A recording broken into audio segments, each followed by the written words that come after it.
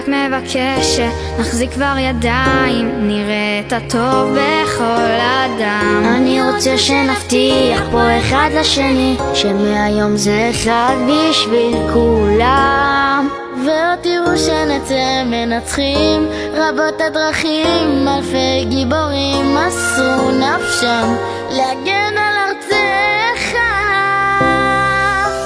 ועוד לא אבדה תקוותנו, בעיר דוד לא יפלו חומותינו.